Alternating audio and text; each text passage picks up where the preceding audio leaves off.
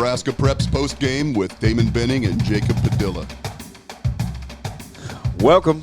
It is a Friday night and a chilly one, so we appreciate you being with us. Hopefully, you're either just coming from a game, wanting to get caught up on a couple of games out here. This is you can read the sign, Nebraska Preps Postgame. I'm Damon. That's Jacob, and not as much. What's the word I'm looking for? Excitement. There were some good one-score games that came down to the end, right? Kearney Catholic, West Side, all these teams involved in one-score games. But I don't know. Just the electricity, I think, was missing a little bit. Maybe that's just me. Oh, maybe as everybody was just kind of shivering, trying to stay warm. Yeah, weren't able to get too excited. That is a legit point. Some close football games tonight. Where do you want to start? I mean, we might as well start off there with your game. You were at West Side there for them taking on Millard South, 2 versus 3 there, and went right down to the wire. Yeah, it did, and a valiant effort by Millard South. Somehow, West Side went in at the half with the lead and had less than 100 yards total offense. 22 points and less than 100 yards total offense. They went in at the half up 22-19, kind of a sluggish start. It was 16-7 with about 3.5 minutes to go in the second quarter.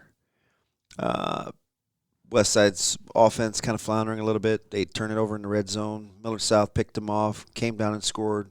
TJ Hurrdat broke a long run like he's accustomed to doing. 16-7, you're thinking, uh-oh, West Side's in trouble. Less than 4 minutes to go.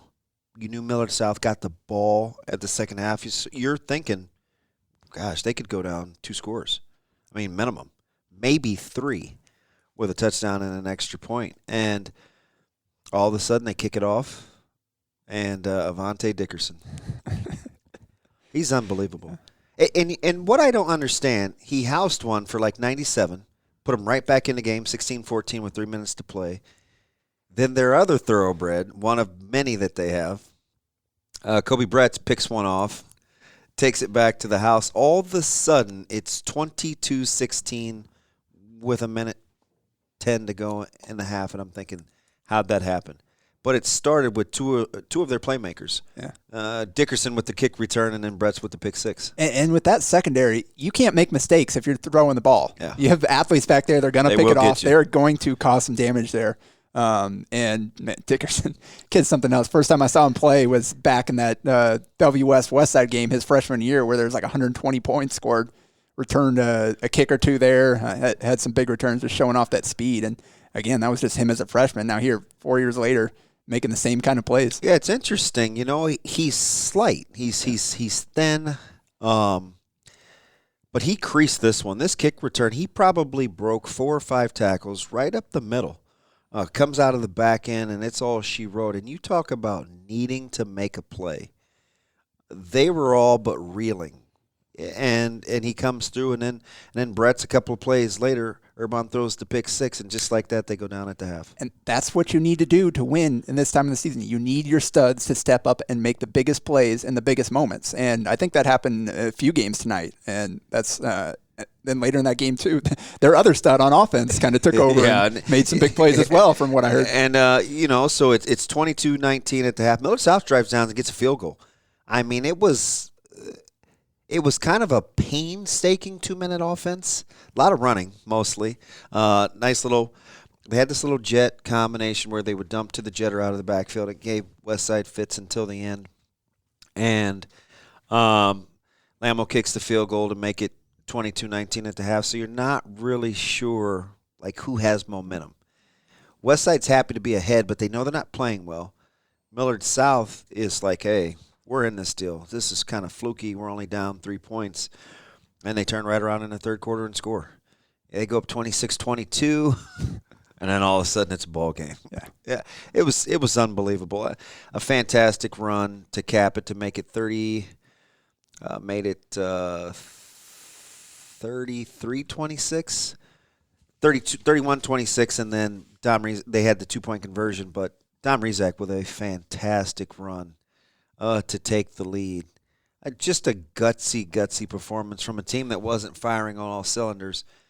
And then in turn got Millard South's best. I mean, they played well across the board. They gave up the special teams touchdown and the pick six. That defense was as good as advertised tonight for Millard South. And really kind of affirmed their status there as that number 3 seed. Really showed why the coaches believe so heavily in giving them that spot in the bracket here.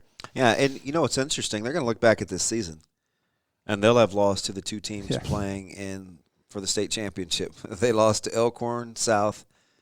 They beat Elkhorn South. Excuse me. They lost to Bellevue West. They lost to Bellevue West, and then they lost tonight to Westside. And you're just thinking to yourself, boy, what a fantastic career for TJ Urban. Yeah, and again, a guy that stepping up in the big moments. I haven't seen the final stats from that game, but it seemed like he had a big game and had some huge runs. Just kind of following the tweets of the game, broke off some really big ones. And again, that's a tough secondary to do that against. You've got some guys back there that can that really have some speed to track you down and to be able to kind of break through that line, get free into the secondary and make big runs. That shows the kind of athlete that he is. And Westside tried it all defensively, right? They played Cole Payton at outside linebacker tonight. Made a couple plays early, and you're like, oh, okay. Like, this is a really good, big, strong athlete, and it was a fantastic game. I don't think anybody has anything to apologize. Millard South left it all out there, and they got Westside's best. You know, a lot of people felt like Westside didn't come out and with any sort of, some snap, some tempo. Millard South had a lot to do with that. Yeah. They played well early. Yeah, 35-33 the final on that. 68 points there. What were you kind of expecting going in that game in terms of point? Were you expecting a higher scoring? You thought they'd keep wasn't. It low? I kind of predicted. I thought it would maybe be somewhere around 31-14, 31-17ish, right around there. Millard South wasn't listening. And the funny thing is that's a team that I've been high on all year just because I felt like they play it close to the vest. They're a lot like Elkhorn, and we'll get to them in a little bit. Their talent is better than some of their scoring margins, I think. Like, they have the ability to really hit fast forward if they want to offensively, and defensively they were sound tonight. Yeah, another heck of a season for TJ Urban to close out a heck of a career. Over 1,000 yards on the ground, over 800 yards passing, a bunch of touchdowns. He's a special athlete, that's for sure. And extremely fast. I didn't feel like he was healthy. He's kind of hobbling around a little bit. I think he had a bad ankle. Kate Haberman had a bad ankle. He came back. When he went out of the game, Kate Haberman went out of the game early in the second quarter. He felt like Westside was in trouble. The stadium was quiet, and you didn't really think he was going to get up, and he kind of hobbled off. And he comes back in the game in the third quarter, and it was almost like Willis Reed, coming back for the Knicks or something, and they got a little shot in the arm. But I tell you, just some amazing individual plays. There was Dickerson, there was Bretz, there was Urban, there was Gage Stenger. I felt like Taquan Nash really, really underappreciated. Taquan Johnson or Christian Nash? Christian Nash, I'm sorry. They got two guys back there that are pretty good. Underappreciated. Really ran hard. Yeah. Nash really ran hard. He's a guy that I saw them play a couple times early in the season. He impressed me. He had some big runs. He didn't get as many touches as maybe Johnson or Urban did early on. But he probably could make the case for some more touches. Yeah. And I think he kind of, as the season went on, it looks like he had a little bit bigger of a role. And became the guy. Yeah. Had a great touchdown run early to kind of set the tone. Cole Payton comes free on a blitz from the outside linebacker spot. I think he's trying to set the edge. They slip the little inside zone right in front of him and just creased him for about a 22-yard touchdown run. And you knew right away. And that was after a safety. Oh, wow. Right? There was Westside was stopped short on a fourth down, and they had to punt out of their own end zone. It was a little bit of a low snap, and the punter goes down to field it and takes a knee. Yeah, you always wonder how when you hear like 9, how exactly they get there. Yeah. It seems more likely that there's a missed extra point than 3 field goals at the high school level. Right, it was 9-0 for almost a quarter and a half before Westside kind of got it going, and then they scored to make it 9-7, and it was 16-7, and you knew it was going to be game on. Yeah, at that point you already completely outscored the other Class A game. That was one I was at. Kearney, tough Kearney team at Elkhorn South, and we saw Last week, what happened when Kearney got Bellevue West for the second time? They really kind of turned that thing around and just took it to Bellevue West. This week, again, it was looking kind of the same thing where Kearney, outside of a couple of turnovers here or there, they controlled most of the first half, and they went up 3-0 early on, and then nobody else scored the rest of the half. So Kearney, it was a bad closing stretch at the end of the first half by Elkhorn South. Kind of had a chance to score some points late there, and kind of a little bit of mismanagement of the clock and downs, and they ended up settling for a field goal there that missed, a 25-yard field goal that they weren't able to connect on. So going into the halftime down 3-0, and they really weren't able to get the run game going. And at the end, late in the first quarter, Dylan Krause went down, and he did not return to the game. So Scratus had to come in and finish the game. And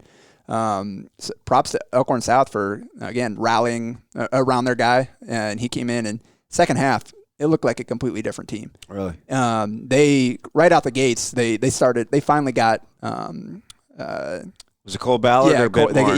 They got Cole Ballard going. He was a workhorse tonight. He only had 35 yards on 10 carries in the first half.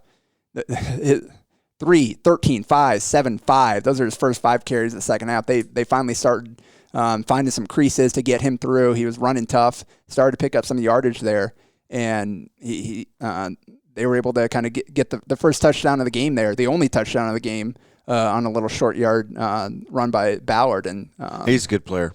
Yeah, and he's a good physical downhill runner too. A lot of times the first guy doesn't get him.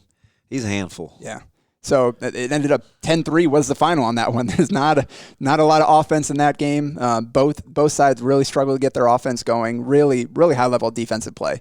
Kearney, they were ready for Elkhorn South. Again, they saw him last time. That one went to overtime, 28-21, and final on that one in overtime. This time, everything Elkhorn South tried to do early on, whether with or without Krause, it struggled. They weren't able to kind of put some drives together, and when they did early on, they got into the red zone, and they got stopped. They ended up having to there were a couple of turnover rundowns by Elkhorn South going forward on fourth down, and weren't able to kind of get the push they needed, which is props to that Kearney front seven especially, just kind of taken away.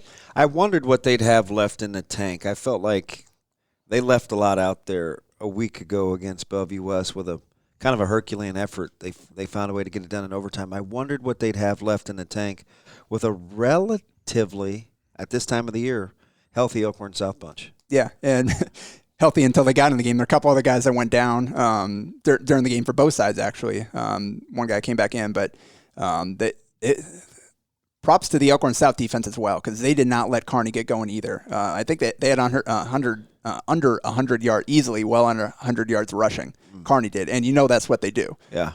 And second half, they couldn't. Couldn't get Pearson and Johnson, none of that tandem going. None of that going. He had Pearson broke off a few big runs, but for the most part, they kind of kept him in check. He ended up 17 carries for 45 yards. That was it. Business. And there was a 22-yard run in there, I believe, as part of that. So they did a great job of controlling them, and then they got just enough offense in the second half that they're able to pull it away. And that's kind of what kept them. The defense kept them in it in the first half. They had a couple of turnovers, couple of forced fumbles. There's one nice play by Coy Wilkie coming in and tackling Pearson in the backfield and knocking the ball free, and then recovered himself.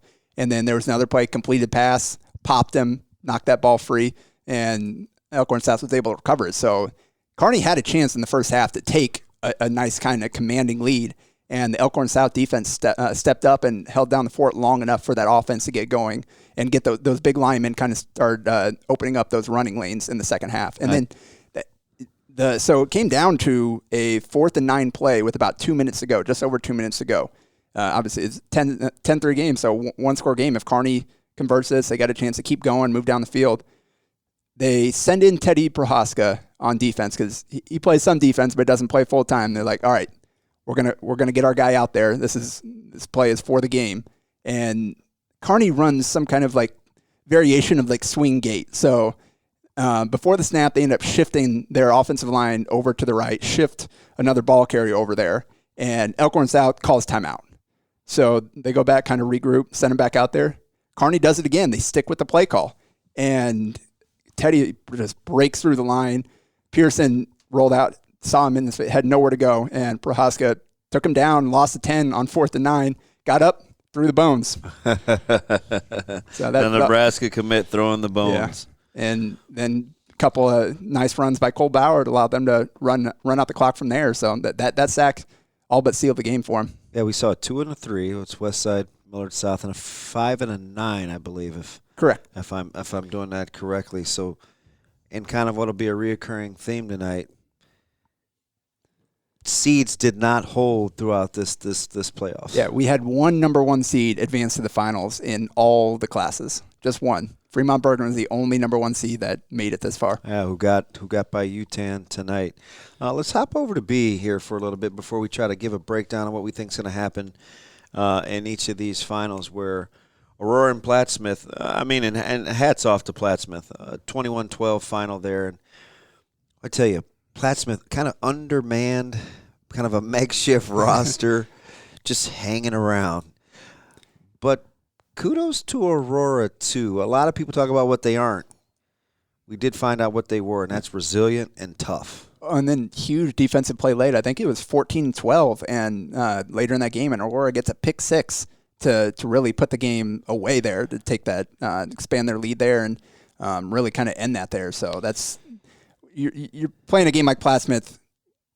If they're able to make a couple of plays through the air, you got no shot because you have to spend so much attention on stopping that run game. Yeah. So the fact that you're able to make that play in that moment to seal the game, that's got to be pretty special for those defensive players. It's interesting. 2 of their losses, Waverly put it on them pretty good. That was a 36-0 Waverly win. But 2 of their other 2 losses, Waverly Norris and Aurora, for all intents and purposes, a couple plays either way, and those are different outcomes, right? I mean, that was a fantastic season by Coach DeZuris and company. Especially kind of being down for a few years to kind of really build it back up. 3 of them. Make this kind of a run to be one of the final 4 teams in your class. That's a heck of a job by everybody over there at Plattsmouth. Yeah, especially Class B. Yeah.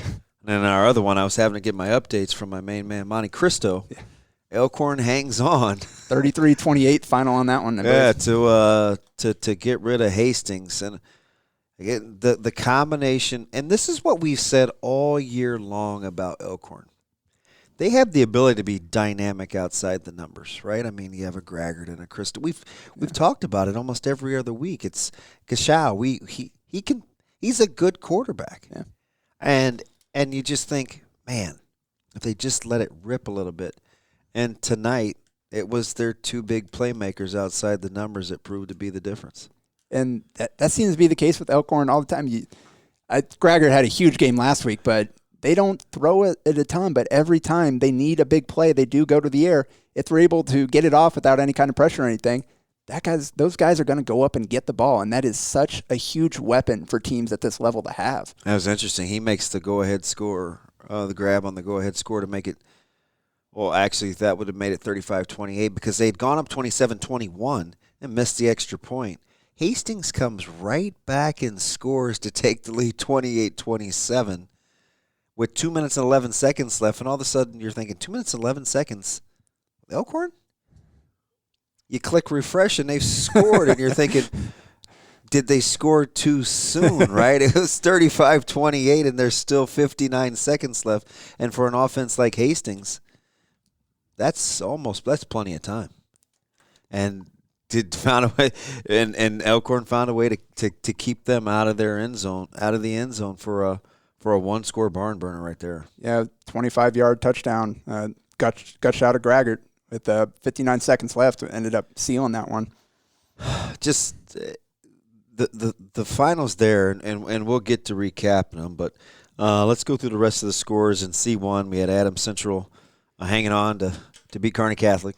Yep, that's 34-29. Nice run by the 8 seed there. Yeah, Adams Central. And doing what they did to Ashland Greenwood last week, I think everybody had their eyes wide open. Yeah, Cam Foster back there at quarterback. I saw he had I think like a 89-yard touchdown or something like that. Like huge play.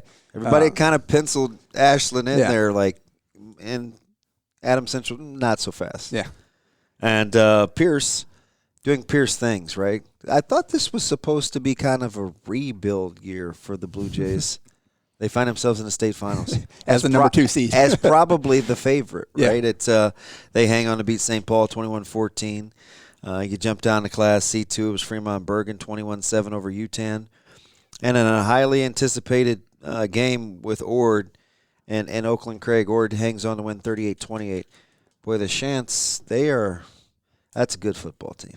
Yeah, that's a heck of a season they're having on, still undefeated, and we will get 1 versus 2 to decide it all there in C2. Again, the only class where seeding held. Yeah, can you believe that? Especially this year, in B, you figured we were going to get something crazy. Everybody thought in A, we got a great chance of conclusion to get 1-2. Instead, we get 5-2. B, you get 5-3. C1, you get 8-2. Like, it's some really impressive runs by teams late in the season that maybe people didn't necessarily see as that top tier throughout the regular season. What do you see happening in C1? You think is that Pierce's to lose? Do you think Pierce Adams Central? I think so. It's tough as Adams Central again knock off number 1, knock off number 4, and in a game that went down to the wire, Kearney Catholic had a chance. They tried to make a late run, and Adams Central was able to hold them off. That's got to be a lot of energy exerted these last couple of weeks. That's a lot of good football they had to put out there to get to this point. But you could also argue they're as hot as anybody. They're playing their best football by far right now. So, what do you see happening in C2 with Ord and Fremont Bergen? Really good athleticism. I think that's going to surprise some people with Fremont Bergen. Yeah, and Koa McIntyre there, kind of the super guy there with all the athleticism, speed, able to make some huge plays for them.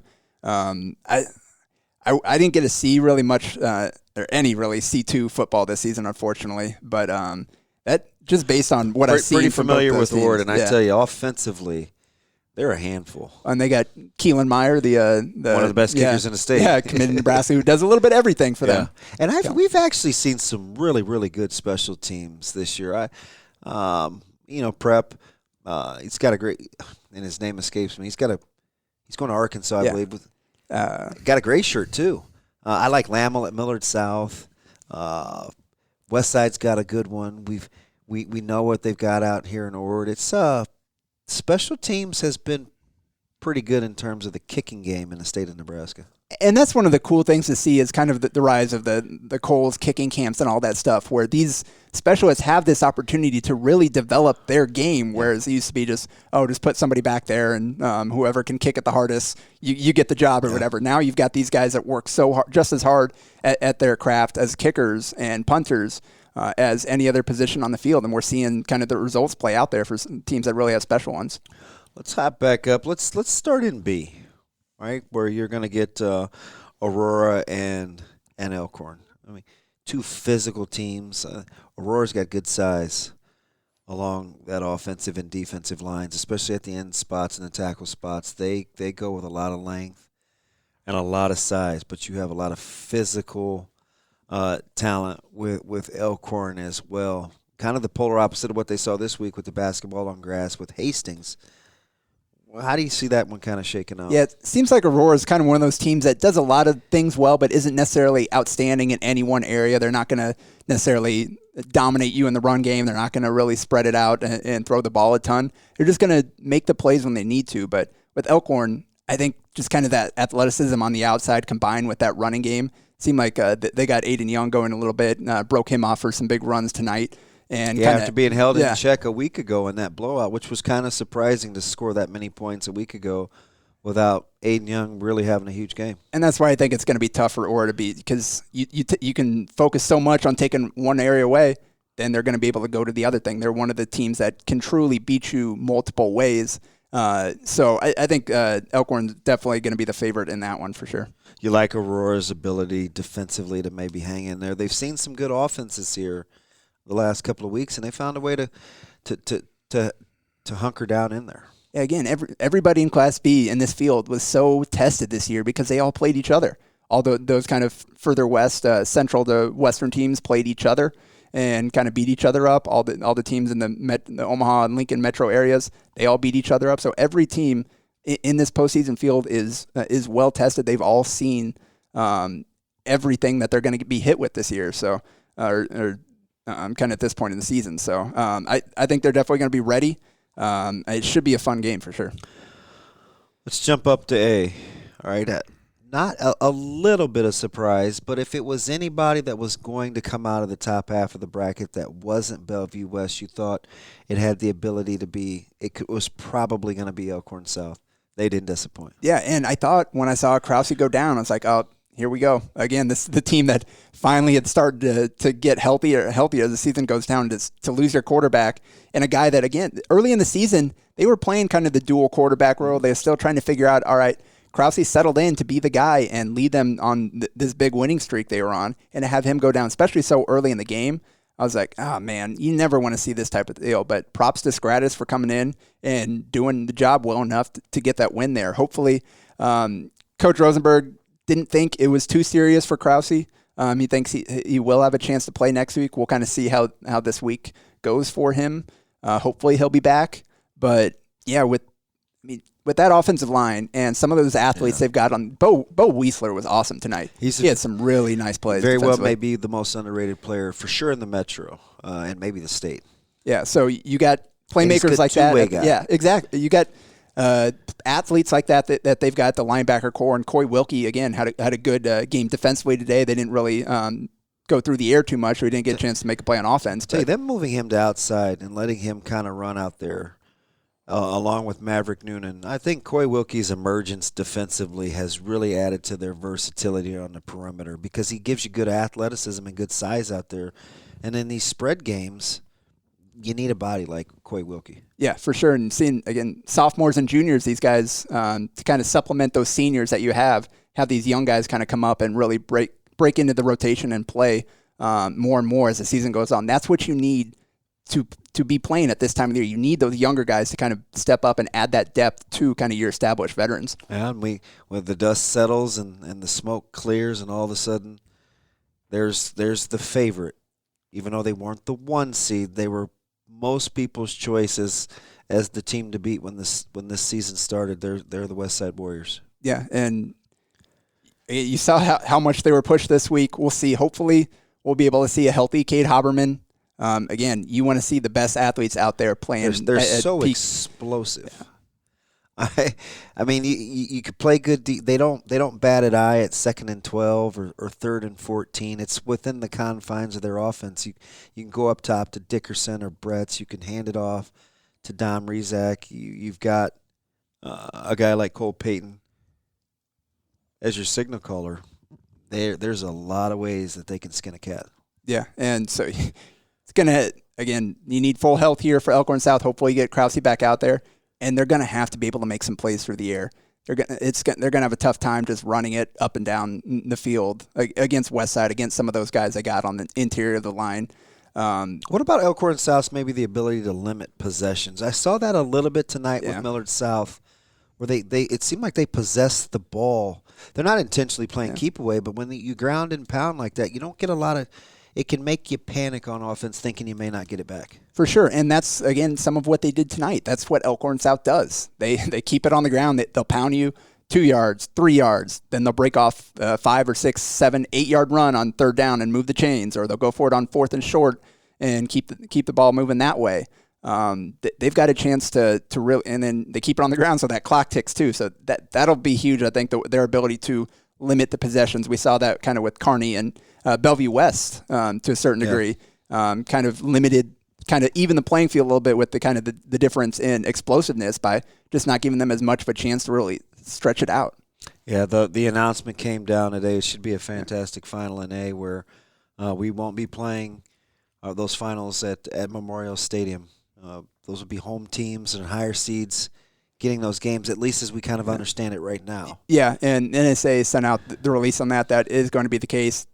Both teams are kind of figuring out the timing. We have no idea about streaming, TV, kind of how that's going to work out. It's the news just came tonight, so there's a lot of more details to kind of. Yeah, you think I'd be one of the first to know, right? Considering I'll be on all those broadcasts. I want to ask you, as someone who played high school football in this state, kind of what's the thinking as a player where obviously you're working all year to go to Memorial Stadium, get a chance to play, but now you get a chance for those upper seeds to play one more home game. Kind of how do you think that balances out in your I think if I had it to do over again, I would prefer the home game probably than Memorial Stadium just because of the friendly confines. I know about the aura and kind of the that's a big deal getting to Lincoln. I'm sure there's a little bit of disappointment, but at the end of the day, you're thinking, okay, it's a chance to win a state championship. I'll play that game in the backyard if I have to. For them to work out the scheduling is going to be interesting from a television and streaming standpoint. You're going to have to get by with a little help from your friends. Yeah, for sure, because it seems like everybody's going to kind of be on their own to sort it out at this point. I'm not sure how NET feels about that. Kind of they're going to have to make some choices there and figure out how they're going to be able to broadcast this, and you kind of feel for the kids who this is their one chance to go play on a regularly televised game. I will say the one thing that will not come into play that has a potential are the college hashes and the goalposts. Right, you get to play with your regular high school hashes and the regular width for your goalposts. So we've seen special teams and kicking game play a factor. That could be one silver lining to come out of this deal. Yeah, so you have that feeling of home, able to either win it on your home field or go knock off the higher seed in their place. Either way, it's going to feel pretty good for these kids, I'm sure. Yeah, it should be a fantastic week. We appreciate you guys being with us. We this is what we love doing, right? We're elbows deep, we're knee deep in high school sports, and we enjoy bringing it to you. Thanks for being a part of what we do at Nebraska Preps Postgame. That's my man, Jacob Padilla. I'm the guy they call ODB, Damon Benning. Appreciate you guys staying with us. Enjoy.